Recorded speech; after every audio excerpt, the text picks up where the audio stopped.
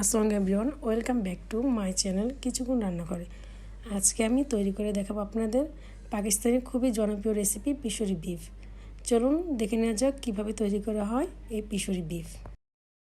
এখানে আমি নিয়েছি 2 কেজি বিফ। আমি বিফটা একটু বড় বড় সাইজ করে কেটেছি। প্রথমে আমি একটি ফ্রাই প্যানে 1 কাপ ঘি দিয়ে দিলাম। এখন ঘিটা আমি ভালো করে গরম করে নিব।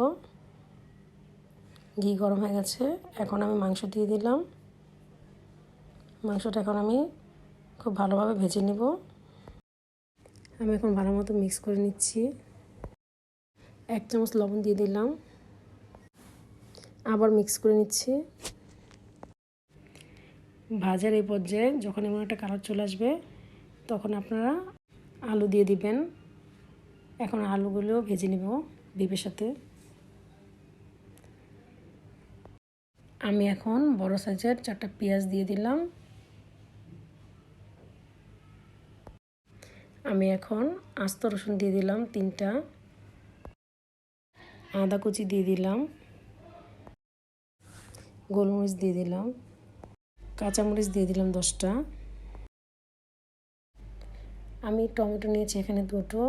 টমেটোটা মাঝখান থেকে একটু কেটে নিয়েছি।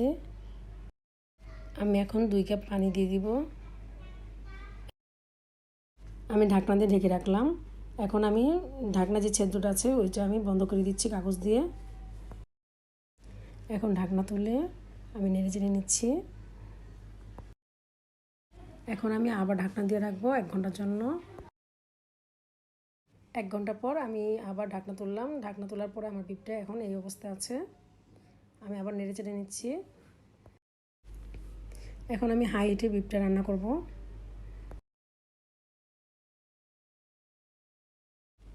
যখন এমন একটা কালার চলে আসবে তখন আপনারা বুঝবেন আপনাদের বিফটা হয়ে গেছে।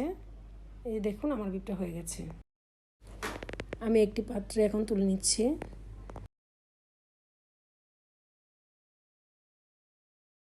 ভিউয়ার্স দেখুন, ইতিমধ্যে আমাদের মজাদার পিশরি বিফ হয়ে গেছে।